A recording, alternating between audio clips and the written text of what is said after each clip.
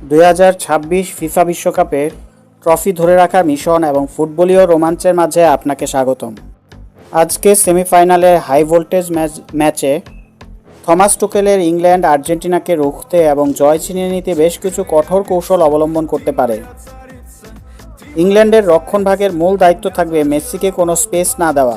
Declan rice কিংবা জন স্টোনসের মতো ডিফেন্ডাররা মেসিকে ঘিরে জোন ডিফেন্স তৈরি করতে পারে। চলতি বিশ্বকাপে হ্যারি কেন এবং জুড বেলিংহাম দুজনেই দুর্দান্ত ফর্মে আছেন এবং প্রত্যেকে 6টি করে গোল করেছেন। কেন কিছুটা নেমে এসে বল রিসিভ করবেন আর সেই সুযোগে ফাঁকা জায়গায় বেলিংহাম আক্রমণ শানাবেন। আর্জেন্টিনার ফুল ব্যাকদের দুর্বলতার সুযোগ নিতে বুকাও সাকা বা কোল পামার উইং ধরে দ্রুতগতির আক্রমণ করতে পারে। আর্জেন্টিনা ও ইংল্যান্ডের ম্যাচগুলোতে সবসময়ই আলাদা এক উত্তেজনা ও আবেগ কাজ করে। ইতিহাসের খাতা এবং বর্তমান ফর্ম বিবেচনা করলে আর্জেন্টিনা এই ম্যাচে কিছুটা এগিয়ে থাকবে।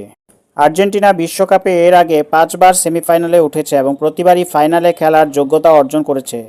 সেমিফাইনালে তাদের হারের কোনো রেকর্ড নেই। লাউতারো মার্টিনেজ, জুলিয়ান আলভারেজ এবং অ্যালেক্সিস দুর্দান্ত ছন্দে আছেন। সুইজারল্যান্ডের বিরুদ্ধে গত ম্যাচে অতিরিক্ত সময়ে 3-1 গোলের জয় দলের মনোবল আরও বাড়িয়ে দিয়েছে।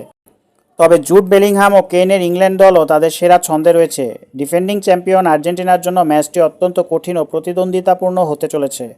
90 মিনিটের স্নায়ুযুদ্ধ এবং সঠিক কৌশলের প্রয়োগই আজ নির্ধারণ করবে কে যাচ্ছে ফাইনালে।